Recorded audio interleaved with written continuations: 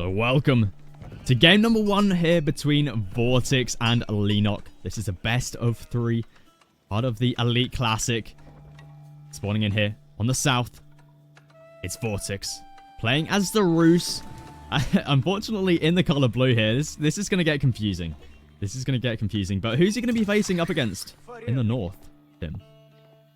Yeah, also quick apologies any casting mistakes we're going to make because of that. So spawning in as the French northwest side of the map, playing as the color red, much to our chagrin, it is the Leenock. Yeah, this is going to get really confusing. It's so annoying when this happens because it's like, you know, French is blue, Roos is red, and now the colors are the other way around. Hopefully we don't get too confused. But I can almost assure you that I probably will. So, VortiX in playing as the Roos. Now, one question that I have for you, just because you are a Roos enjoyer, much like myself, have you experimented, or have you seen a lot of pros experimenting with the double hunting cabin start, where they go ahead, they get through their chops through some of these trees, they put their hunting cabin right in the middle of those wood lines to get a really juicy hunting cabin, like somewhere around like 60 gold per minute to start the game? yeah, I was talking about this last weekend, actually, and I don't think it is the best of ideas, because first of all, you're delaying your hunting cabin from being dropped down, which means you're not going to be able to make scouts as fast, unless you make them from your TC, in which case you're missing out on villager production, and, you know, we all know how important villager production is at the start of the game. Also, you're then using a villager to chop your way through to the center, which takes a long time. You're missing out on gold income as well. And like we see here from VortiX, he's already grabbing wheelbarrow. Now, if you were to make your way all the way through to the center here, that's going to be 50 less gold that you've got in the bank, which means you may not be able to afford wheelbarrow. So it has a real knock-on effect here if you do decide to chop through, which is why I tend to avoid it. And I think that's why lots of players do tend to avoid it. It's definitely a smart move, because in the long run, yes, it is probably better you get the hunting cabin in the middle, but it throws you off a lot at the start of the game. Yeah, I think that was kind of my thought process as well, and I'm seeing a lot of the top pros, especially for the Roos games that I've seen and that I've casted over the couple weeks for Elite Classic. I haven't seen it happen. I think for me personally, I watched somebody do it. I watched Tips do it on his stream, actually, and when he was doing it, I was like, oh, I'm gonna mess that up. I'm not doing that. Yeah, you just forget about your villager, and it's just there like shopping for like 10 minutes. Well, yeah, I mean, it's that idle time too. Like, if you're not, I mean, obviously for the Roos, you have 3 scouts. You have to navigate them all around the map. That takes a decent amount of APM. Plus, with 2 villagers on both of those wood lines, chopping through, making sure they're not getting 10 wood or 15 wood if you have wheelbarrow already to deposit it. It's like, no, it's not going to happen for me. Sorry. Yeah, exactly. But we see here for VortiX, going to be dropping down his Kremlin on top of the stone outcropping here, so maybe looking for a second TC. Now, I see a perfect position here for a second TC. You can always pull in that boar, get it in here, and you've got gold relatively close by as well, so I think this is a really, really nice spot here for him. And he's also grabbed a wheelbarrow already, which means he's going to have the faster villager movement speed, so, you know, every little bit helps, right? You know, villagers walking from the base over to this position is going to be ever so slightly faster. So key details like that can, you know, can really help out. But Leenock in the base is going to be dropping down his school of cavalry. Yeah, with the second TC, again, for the Roos, one of the things that makes the Kremlin so good multifactorially is not only you're going to protect that stone mine, you're going to be able to pop militia out to help protect your villagers. It looks like he already hit one of those tickets, went ahead and fed those boys after midnight, so they'll be running out, those gremlins, trying to get a little bit of raiding or just a little bit of disruption more than anything. But you can use those militia also for not only protecting your second town center, but pulling that delicious pork product over to your town center, make sure your villagers don't take any damage. The gremlin, they just have so much use. Yeah, they really do. It looks like VortiX is going to be moving over to the gold mine of Leenock here, just trying to cause a little bit of disruption, trying to lay a second or a first night coming out from Leenock, as he, at the moment, has a single horseman. So we're seeing this more and more. Players really looking to open up with just a single horseman despite having access to knights. And I really feel like it's down to just wanting to hunt down opponent scouts. Because scouting is so important, and we actually see here villager may be going down. Looks like it's able to survive, but a lot of idle time right there. 12 villagers being idled. Right, and at the cost of 40 food. You know, that's just how important the Kremlin is. And I do agree with your horseman play also, and especially because of how much Roos relies on scouts. You see that one getting chased down. VortiX has to make a barracks, has to make a spearman a permanent spear boy instead of those gremlins that only last 85 seconds to try to chase those horsemen around. But yeah, with that horseman, actually for Leenock, not going again with knights at all because he's trying to get that second town center. He took villagers off his gold already. He's just sticking around with horsemen. Looks like he's going to be trying to chase down all of the scouts here from VortiX, as he does have 2 out. Not looking to add in any sort of knight for the time being, as I think he's got his priorities set on a second TC, which it seems like both players have their priorities set on. Leenock is going to be able to get it up slightly before VortiX, so we'll have to see where he looks to drop his down. Yeah, I think if you want to take a look at second town center places, I mean, where the screen is, seems like a pretty good second town center spot. I mean, French obviously needs their gold and gets that deer pack too. A little bit more difficult to maintain just because it's a little bit more open and a little bit more forward. I think VortiX kind of has an idea that a town center might go there, but not going for a little bit more safer there right next to the wood line, Merlin. What do you think about that? He kind of has to, though. VortiX is out here with heavy spearmen guarding both the deer packs right now. And Leenock, maybe if he had knights out, this could be a different story, but horseman is not going to cut it up against these spears. So Leenock, his only option is to drop it here on the base. Or he could wait for some archers to come out, but to him, that's too long. He needs to get down this town center now, and he's going to be dropping it here in the base with 9 villagers. Yeah, I mean, we're kind of... I mean, we're seeing French play in kind of the antithesis of what French likes to play as. They like to go out and get those food resources. Now the only thing they have are their berries and their sheep. So we might be able to, I'm not going to call it because I'm not as good as calling as you, but maybe foreshadowing a little bit, Leenock could be struggling with food later into the game. Yeah, for sure. I mean, at the moment, VortiX is doing a great job just denying away these deer packs. Whereas for him, you know, he's very happy sitting over here. He's got his TC down, and now it's going to be moving out for that boar. So he's going to have plenty of food accessible to him in this position. You know, he can always look to make use of this deer pack as well. So much food available to him. And he also has the Kremlin out here defending all of these resources. So it's going to be difficult here for Leenock to get off any decent raids onto VortiX. So I've got to say, VortiX, he's off to an amazing start right here. Yeah, and I mean, Roos is a pretty difficult civ to raid in the first place. I mean, obviously with the introduction of the Kremlin, and for the distance that the Kremlin can actually fire arrows, you saw that a horseman raid was over there on the east side for Leenock, and the Kremlin, just because of the technologies that it comes with, it was able to take shots at those horsemen, so able to protect those villagers a little bit, and having 5 villagers means that he's going to be able to consistently pump out those early knights. So it's kind of forcing Leenock to go into his own royal knights if he wants to contest this map. Exactly. For VortiX, he's going to be dropping down a 1-1-1 composition right here. Going to be adding in some knights as well as some horsemen. So interesting that we're seeing so many horsemen being made from players today. But we see spears on the way as well as plenty of archers as we have a second archery range being dropped down now. Leenock, on the other hand, he's starting to add in quite a few spears. Still doesn't have any knights in. Yeah, this is one of the things that the Roos can actually do a little bit better as the French. That early knight having to back up with its life if it wants it because of those spearmen and those archers back there. But one of the things that Roos can do, just getting that archer production because of how good their wood economy is with that Kremlin, with wheelbarrow. They're dropping off 18 each villager is, so a little bit better in the French in that way. So you could see a big archer mass from VortiX to the point where it negates the spearmen. His knights kind of reign free, and I think that's what VortiX's mindset is as we get into some of these feudal age skirmishes.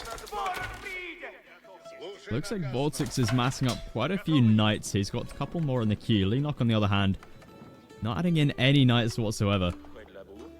Both are on 2 TCs, but VortiX at the moment, he's got the better food sources. Now, Leenock has finally moved out to one of the deer packs right here. He's going to be getting up a little outpost on this this deer pack, but this is a great position for VortiX to push in on. You know, pushing in on the left-hand side here is definitely the better route because of the second TC here as well. Denying away the gold and berries possible as well. So VortiX, you know, he's looking in a great position right now, especially when it comes to army value. Have a look at the army value for him. And I think that's because of this. Have a look at this. Where are they? There they are. Militia. You could spot them because of their bardishes, but they are going to run in against a decent amount of archers here. They don't really do that well against archers. They'll be able to pick them off a little bit. They're really concerned about that outpost and going to torch it down. I think it's more so not necessarily taking it to the second town center, but this outside food resource, just keeping it unsafe. And it looks like VortiX is going to be falling back for the time being. Can't commit underneath that TC. Leenock wanting to get up his blacksmith. Just, you know, for that free bloomery upgrade is always, you know, it's always nice to just build a blacksmith.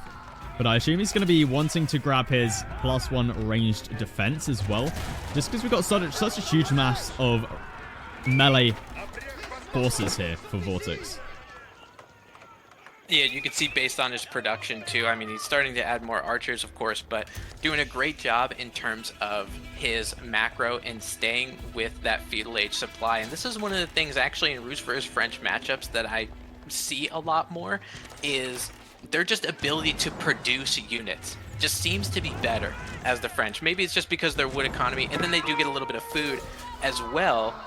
So for VortiX, military count 34 to 28, and it'll probably be continuing to produce. These guys, both Rus and French, they love their feudal age, so they're gonna hang out a little bit.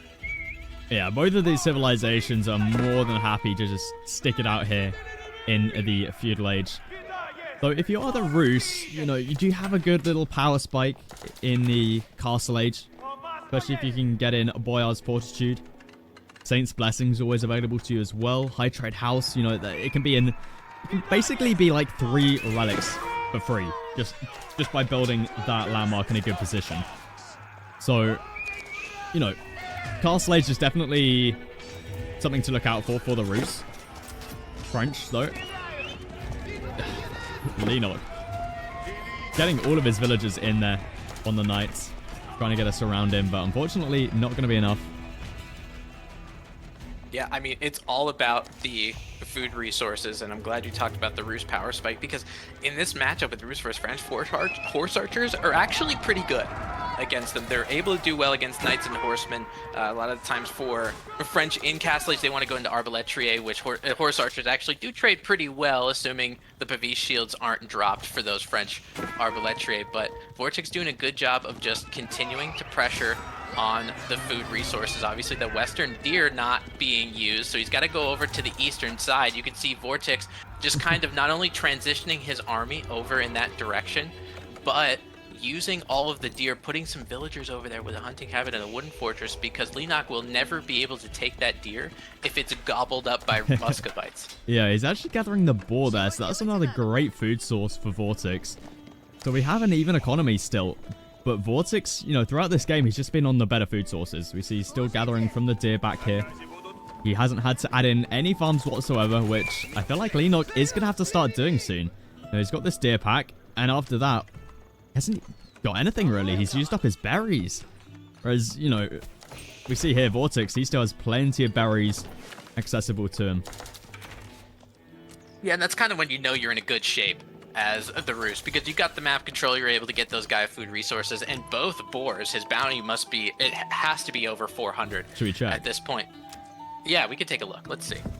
Yeah, there it is. 415. So close to 500. If you can get to 500, that's when you're feeling in a really, really good position, but unfortunately, not at that number. But still, tier 2's decent. And take a look at the food per minute on these guys. More idle time. Look at all these raids, Merlin. That's so many dead villagers. So many dead villagers. And we actually see more militia has been called here for VortiX. He's got a huge mass. 17 spears, 25 archers, 10 knights, 6 militia. This is a mass to push right here. I think VortiX can just dive the TC. I think that's what he's going to be doing. We see he's going to be moving in here. Leenock, he's just going to be edging up behind this. We see the Guild Hall going to be coming in from him just behind the TC right there. This is a perfect time to push here for VortiX. We see more and more reinforcements being pushed here. More militia going to be making their way in. Villagers going to get caught out of position. Guild Hall finally starting to get under construction. But VortiX, he's done a lot of damage right there, taking out a large portion of the economy. And we see that army value for VortiX is only rising. He's over double the army value. And as soon as this age up comes through, VortiX, I would imagine he's just going to dive that TC.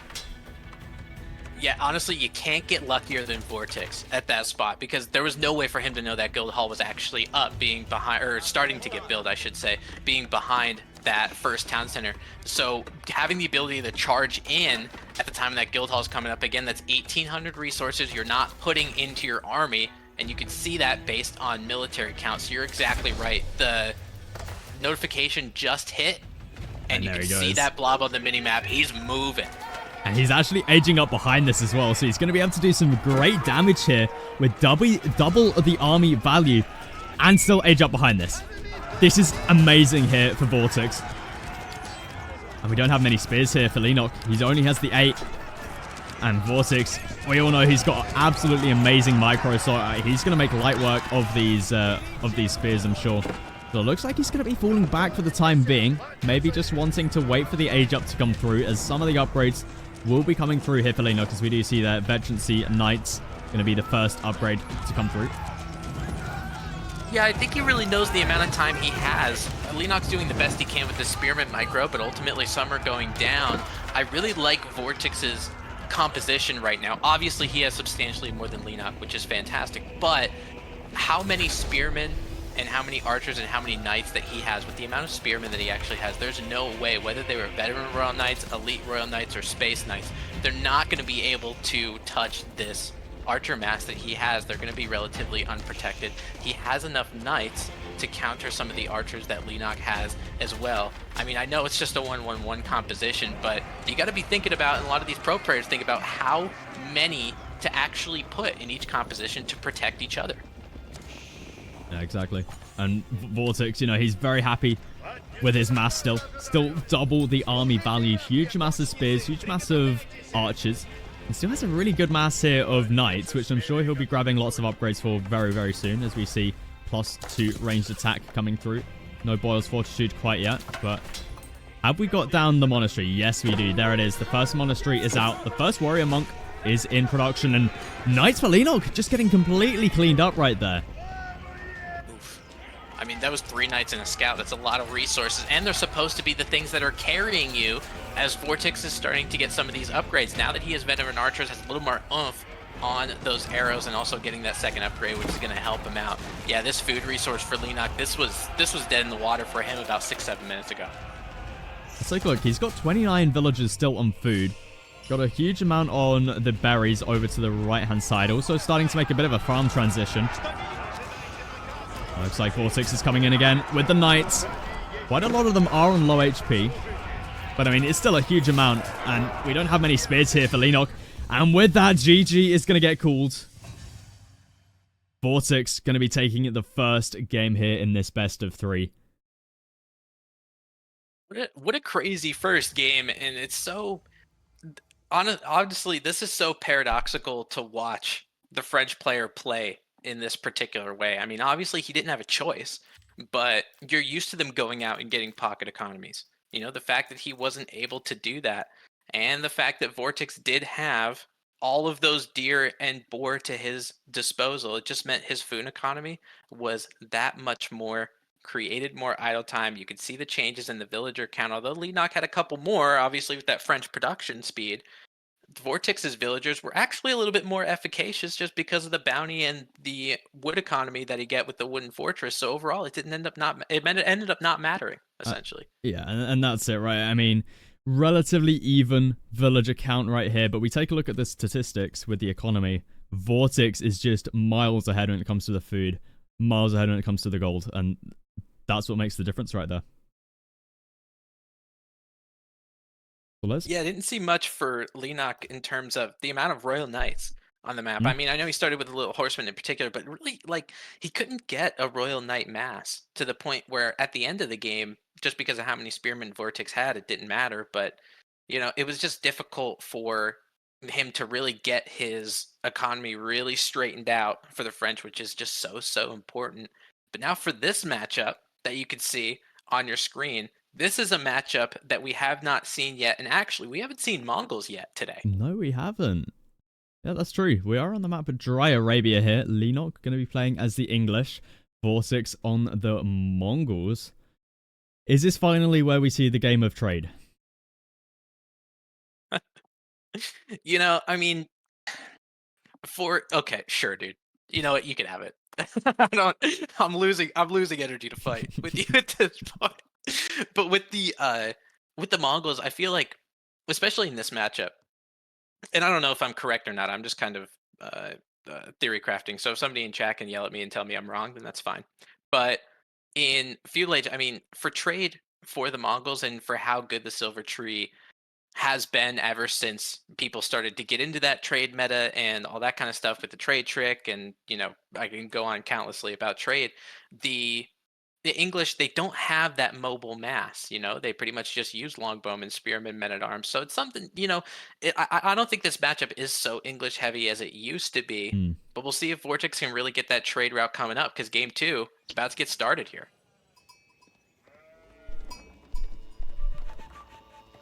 Alright, welcome to game number 2 here between VortiX and Leenock. VortiX is currently 1 up in this series. And he's going to be spawning in here on the left-hand side of the map. In the color blue. Playing as the Mongols. His opponent for game number 2 spawning in as the English in the appropriately colored red this time. It is Leenock. And that Uvu placement that you showed a little bit from VortiX, a little bit out of the way. I've seen better Mongol spawns in my day. Yeah, I was going to say, this spawn is not too pretty.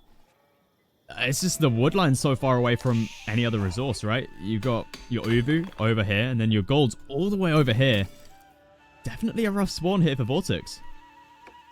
And that's what's really important for the English, right? Because the English goes up to feudal age, they get their longbowmen, and if they can sit outside of a TC or a defensive structure range and just take pot shots at your villagers, it's going to make VortiX and the Mongolians have to react at a time where if his spawn was better, he could save those resources. Yeah, exactly. And have a look at this. VortiX going to be going for a Dark Age pasture right here. This seems very early. Yeah, I mean, I guess you can never have enough sheep, I guess. But for the Mongols, I mean, especially against the English, you're not tower rushing the Civ, right? Because the English those villagers have their short bows. Apparently, what I've learned in the medieval era for the English, everybody was actually taught how to use one, whether you were longbowman or otherwise. So, really good historical reference for the English and all of them having short bows. But at least this pasture creates a stable food resource for him for the future, because if he went out to try to get any of those food resources, yeah, I mean, the longbowman would eat you apart. Yeah, exactly. And I mean, it's not like VortiX has resources nearby. His nearest deer patches are really far away. I feel like this is an awful spawn for him. I feel like it's just down to no behind the base woodline. If there was a woodline here, that would be a god spot. So, yeah, unfortunate here for VortiX. We're going to have to see what he can do with it, though. But Leenock's going to be feeling pretty happy about this. He needs to win back a game to try and stay in this set. And he's going to be dropping down his council hall here with 4 villagers. Looks like he had a couple cancelled houses. Wasn't quite sure where he wanted to drop it down. Yeah, actually, and you're talking about Leenock taking a game or taking a map out of the series. This is going to be his ultimate opportunity to do that, and I think he knows that. Putting 4 villagers on the council hall instead of just your gold villagers that we usually see the English doing means he wants that council hall up as soon as humanly possible. He wants longbowmen on this map as soon as possible too, because if Leenock scouts like I know Leenock does, he's probably taking a look. Look at this. He's seeing what's behind here in this Mongolian base. He's like, you know what? There's a lot of areas that I can raid, and he's going to end up trying to do that, I would imagine, in feudal age. VortiX trying to change it up a little bit, and I'm sorry, Merlin. It's deer stones. It's not silver tree. Oh, no silver tree. It makes sense, right? Trade here is definitely not the right call, but... Yeah. It makes sense, but it doesn't mean you have to be happy about it. Yeah. But VortiX, yeah, he's going to be dropping down his landmark here. 5 villagers on the landmark, so that's usually one more than we would usually see. 4 is usually the standard number we would see on a deer stones. But, yeah, we're going to have to see if Leenock looks to put up the pressure here. With, I mean, he's already dropping down a barracks, so that's already an indication that he's really looking to put on the pressure here in the feudal age. Oh yeah, and I agree with it. Just ship it. Send those units out there, because when the Mongols, I mean, he might be trying to do, if there is a pasture, maybe he's trying to do some fast castle play or something like that, trying to get those heavy armored units that would be a little bit better for him. If Leenock could take the fight to him in English, he can just avoid this step entirely. Looks like Leenock is going to be moving out already. He's moving out with a villager as well. Where's he going with this? He's going to be sending it to the mid-map position. I think he's going to be trying to tower the goal, possibly. Maybe even the Uvu. But I mean, I love it, especially for English. Just tower that bad boy, you know? I mean, get that network of castles going. And it's not necessarily... I mean, you are going to be adding a structure there that's going to limit, you know, whatever income he chooses to limit. But just having that extra percentage on those longbowmen, and you know... from casting probably multiple English games at this point, having network of castles, huge for any English fight. Looks like that worker is going to be making its way to the front. Oh. Looks like he's had a change in occupation. He's now a wood chopper. Wow. Doing his best Paul Bunyan impression. You'd love to see it. Hopefully Nock remembers this. Because... I've had games where I've had workers walking back and forth across the map. Okay, there we go. There we go. Outpost now going to get dropped down. So it's not in exactly the most aggressive position. But as you say, he wants the network of castles. But the question is he going to be able to get it up in time? We got more and more longbow on the way here. And it does seem like the spin there is going to be able to make the difference. Yeah, and it's quite interesting because VortiX, with his archery range, he is pumping them out 2 at a time. He's doing his best Noah's Ark impression, but for the English, for how quickly you can produce a longbowman, the 2x, it might help you a little bit, especially with this defender's advantage. It's going to help you, but it's still not at the level of the Council Hall. And with the faster movement speed and attack speed here for the Mongol archers, it makes it very easy for VortiX here to push onto those longbows. We do see the villager did get taken out for Leenock. So that's going to be an incomplete outpost. Have we got another villager on the way? Yes, we do. There it is.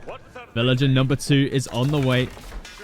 Maybe we see some... What do you think of men-at-arms in this position?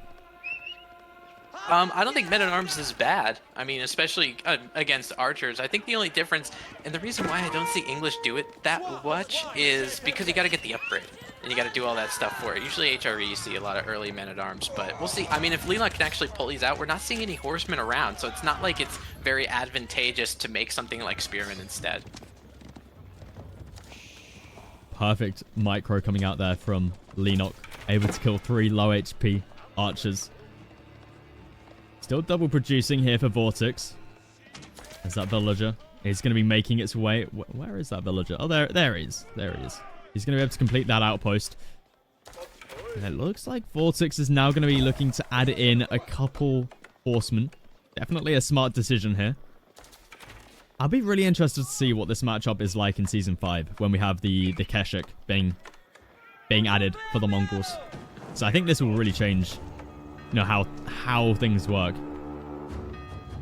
Yeah, I think that, I mean, I know we're kind of getting ahead of ourselves, but the Keshik is quite the unit. Being able to, it's our first AoE 4 unit with lifesteal, essentially. So being able to take some of these hits from the longbowman and then using the Keshik to improve, you know, gain that little bit of health back is going to be a lot of difference. But take a look at what Leenock's doing right now. He has this longbow mass, make sure it's not near the town center, so he's not getting any of those. Still has the network of castles upgrade, and he's right next to that Uvu production for the archers. Any archer that pops out of this thing just gets assassinated immediately.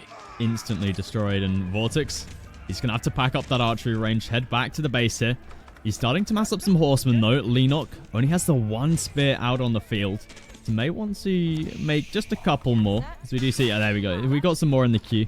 No blacksmith down yet for Leenock. I'd love to see a +1 ranged attack coming through. As we do see VortiX, he's grabbing his +1 ranged defense. Yeah, and especially that improvement, the steeled arrow improvement, is so important for longbowmen too, because I mean they do come with that +1 attack. It just makes the longbowman that much better in Feudal Age and match up so well against those normal archers that Mongols can make. And this was always something that I always thought was perplexing, because the Mongols, they were supposed to be this aggressive civ in their conception. So not having any kind of unique Feudal Age unit really puts them at a deficit in Feudal Age, so I really appreciate Leenock trying to take it to him. Not too many spears here. And as you see there, VortiX going to be focusing that one down.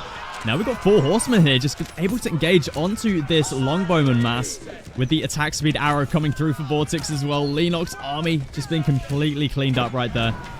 Outpost as well, looking to get taken out. I don't think this is going to stand much of a chance here. We don't have any sort of emplacement coming through.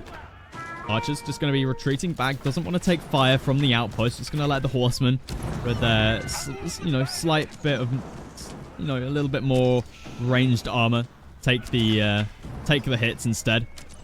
And have a look at that micro. Perfect micro out of VortiX. That outpost. It's crazy.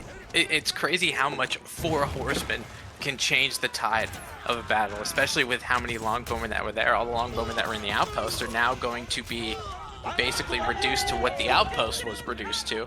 And now VortiX, he has a little bit of a military lead. He stopped that forward, foothold from Leenock, so he's going to push the initiative. He's going to go into Leenock and be like, hey, now it's your turn to hold. Yeah, I think VortiX is in a great position right now. Leenock, he's reacted with some walls, just going to be trying to get these up as quickly as he possibly can with 6 villagers on this wall. So he realizes he's in a little bit of trouble now. VortiX, he's got quite the mass, and you really want to try and get these walls up, try and prevent any sort of outposts being dropped on yourself right there. So Leenock, he's having to go into a bit of a farm transition, which obviously the English, they're fine with doing. They're more than happy to do this. But VortiX, it looks like he's going to be going towards the castle age now. We see that macro. Looks like he's aiming towards that goal. Probably going to be the step out. Villagers. Oh, some nice picks out of VortiX. Man, you used to see longbowmen do that. Go through the forest just because of the range that they have. But now VortiX, I mean, he does have enough archers in his mass to be able to 2-shot some of those villagers just with 9. But Leenock, just because of having the council hall, he's able to get enough longbowmen to actually sustain some sort of forward pressure from VortiX. But VortiX, he's not necessarily looking to close the game out with his 6 horsemen or 9 archers. He just wants to keep his base not the center of attention, because you're exactly right. 1,200 food, 600 gold, step redoubt. I'll tell you what, you're so good at this casting thing, man. How did I know? How did I know? But we actually see here for Leenock, he has barely any map vision whatsoever. He doesn't know what's going on whatsoever. Like, anything could be going on in VortiX's base right now. He doesn't know if he's aging. He doesn't know if he's massing. He's really left in the blind here, which is a real problem for Leenock. He's just having to go off what's going to be shown to him, which is an age up coming through in about 10 seconds. Yeah, and the Mongols are just, oh man, they're so good at this, and they've been good at it since the start of Age of Empires 4, just hitting castle at a time where you least expect it, and Leenock is going to see that notification and think, well, I mean, I got to stop making military, I got to shift my macro all the way over to gold, and he's even dropping some outposts and some defensive structures to really help that MG42 that's on top of that English town center, just to make sure he doesn't get a lot of his villagers raided and keep them away from those farm fields, because once he hits castle, he's going to need to make units to really stop VortiX. VortiX going into Lancer, so he's going to be able to raid those farm fields. Yeah, now VortiX, he's moved out onto the gold with his step out.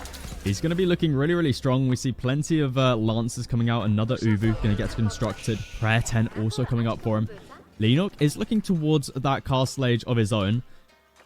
I feel like... Oh, what'd you go with here? I feel like it has to be King's Palace. Yeah, I think the only way... I mean, you need to get an advantage somehow, right? So it feels like King's Palace might be the idea. And honestly, I think Leenock has enough defense going on right now where he might be able to safely put King's Palace maybe by the wood line over there to the northeast if he chooses to. But if he puts it somewhere, you know, if he puts it somewhere safe where he's able to build it, he's going to need that eco advantage to really get a foothold back into this game.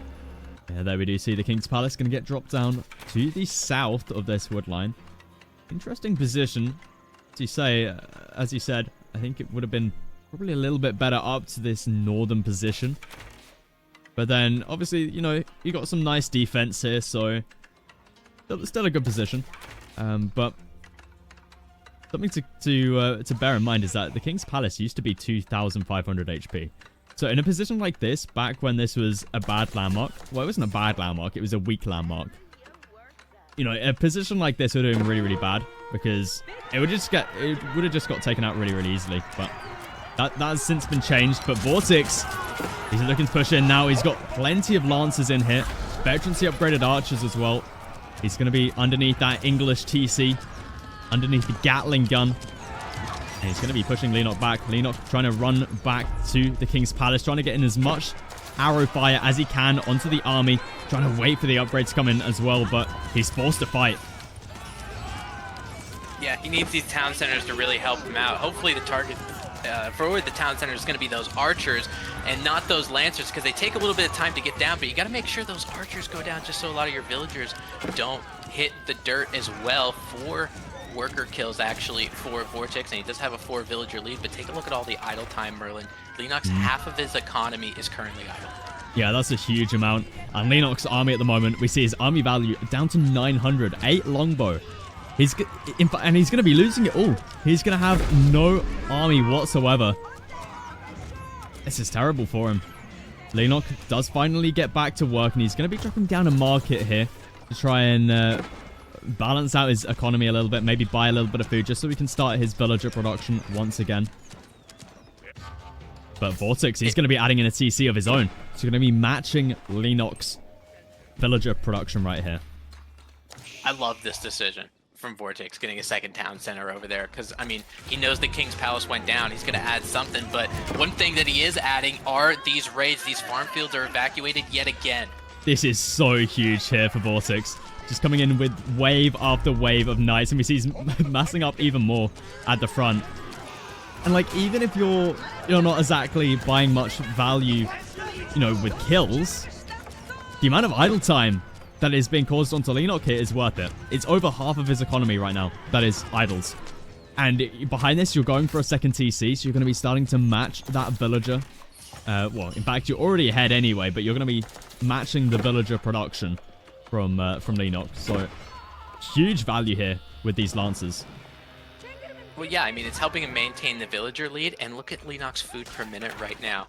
When you get on those English farm fields, it means they're not going to be able to produce a lot of units. The only thing he's doing, he just has a couple spearmen out. He doesn't have enough for the Castle Age upgrade to those spearmen. So this is a feudal age spearman trying to chase around these Castle Age units. For VortiX, he doesn't care if he loses these. His economy's so good. Every villager that he kills from Leenock is so much more consequential than losing something like a Lancer. Yeah, it's absolutely huge. Just chucking in a couple lancers for the amount of idle time that is being put onto Leenock is so worth it. And Leenock now, it looks like he wants to evacuate over to the deer patch. They're going to be changing his food sources a little bit. He's sort of given up on the farming. You know, farming's not quite for him. Would rather go out to the deer. I mean, after this has just happened to you, it's understandable. It's understandable. It's so frustrating as the English player too, because you set up the time, you make those farms, you have the millfluence, you know, you're doing all the English things, and you're putting them next to your town center, which you might, I mean, you're thinking they're going to be safe, but they're just continuing to, again, be the most dangerous, bloodiest rice fields, or wheat fields, excuse me, that you've ever seen. More villagers going down. It's 19 total now for VortiX. Yeah, and like VortiX at the moment, he has his +2 range defense, so Despite this being an English town centre, it's still not a whole lot of damage being put onto the Lancers here for the amount of idle time that they're causing. Like 28 idle villagers is huge. And we see Outpost going to get focused down here. That's going to be 3 more dead villagers inside of that Outpost. Leenock just struggling so much at the moment. It's not even like he's exactly got a plan behind this. You know, his plan, what it seems like, is to just try and outboom VortiX. But unfortunately, that's not going to happen. But Leenock, he doesn't know that. He has no vision on the map whatsoever. He's completely blind. He just has no clue what's happening. He's just trying to hold on for as long as possible. He's down to 39 villagers here. 25 of them being idled, and VortiX is up to 67. Huge army value still, up by, you know, four times right now. Yeah, I mean, this English province is essentially a shell of itself at this point because of all the idle time, all the villagers that end up going down. 24 total, probably going to be more of those villagers with the gate over there on the south side trying to get to the area. But look at what VortiX is doing. He's raiding from multiple areas. Western side of the English area, northern side around those farm fields. So Leenock, he only has a military count of 14. He's got to figure out where to put him. But the thing is, with English not being as mobile, I know you're just pretty working around your base more so. You really don't have the ability to split them as well. So if VortiX continues to raid from these angles, he just keep going at this wood line. VortiX is just killing a couple villagers every time he goes over there. This is just bullying at this point. And Leenock realizes that, and he's going to be tapping out. VortiX going to be taking the set 2-0. And I'll tell you what was so pivotal in that early feudal age, having 4 horsemen. Yeah, that changed everything, right? Those 4 horsemen really did change the game, because Leenock, he was up to, what, like 15, 16 longbows, and he lost most of them just down to those 4 horsemen. Yeah, it was the 4 horsemen of Leenock's apocalypse, that's for sure. You could see this how much the second town center benefited VortiX. You could argue that the second town center wasn't even necessary at that point, but looking at military count as well, obviously just because of the idling of all of it, that one big battle in Castle Age going down, which was more so in Leenock's base than Leenock, just because of all of the idle time. And look at the resources. Like, Leenock's not recovering from that. Yeah, it's huge here for VortiX. He's ahead in literally every place by miles.